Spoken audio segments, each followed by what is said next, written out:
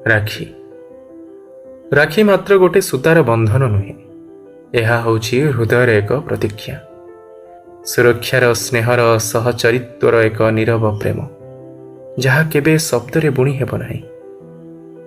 କିନ୍ତୁ ଏହି ମୂଲ୍ୟ ସେହି ଭଉଣୀ ସବୁଠୁ ବେଶୀ ବୁଝିଥାଏ ଯାହା ପାଖରେ ରାକ୍ଷୀ ବାନ୍ଧିବାକୁ ନିଜର କୌଣସି ଭାଇ ନଥାଏ। ତା ପାଇଁ ରାକ୍ଷୀର ସୂତା ନୁହେଁ କେବଳ କାରିଗରୀର ଏକ ଶ୍ରେଷ୍ଠ ଚିହ୍ନ, ତାହା ହେଉଛି ସ୍ମୃତିରେ ଗୁଞ୍ଜି ରଖିଥିବା ହସ, ଖେଳ ଓ ନିରାପଦ ଶୈଶବର ବନ୍ଧନ। ସେ ରାକ୍ଷୀକୁ ନିଜ ହାତରେ ବାନ୍ଧିଥାଏ ନିଜ ପ୍ରାର୍ଥନାରେ।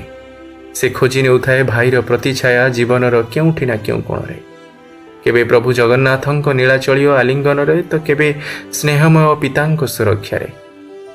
କେବେ ତାର ଆଖିର ପାଣି ଶବ୍ଦହୀନ ଅଭିମାନରେ ବହିଯାଏ, ତ କେବେ ମନର ହସ ଭାଗ୍ୟର ସାନ୍ତ୍ୱନାରେ ଲୁଚିଯାଏ। ରାକ୍ଷୀର ସେହି ସୂତା ତା ପାଇଁ କେବଳ ପର୍ବ ନୁହେଁ, ତା ପାଇଁ ପ୍ରତିବର୍ଷ ପ୍ରଭୁଙ୍କୁ ଭାଇ ଭାବି ନୂଆ ଆଶା ଓ ସ୍ନେହରେ ଜୀବନକୁ ବାନ୍ଧି ଦେଉଥିବା ଏକ ପବିତ୍ର ବିଶ୍ୱାସ।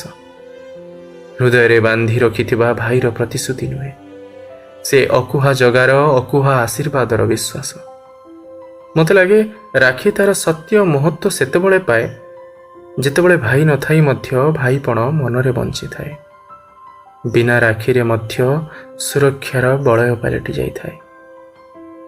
ଇତି ତୁମର ଅକୁହା ସ୍ନେହରେ ବନ୍ଧା ହତଭାଗା ଭାଇଟିଏ।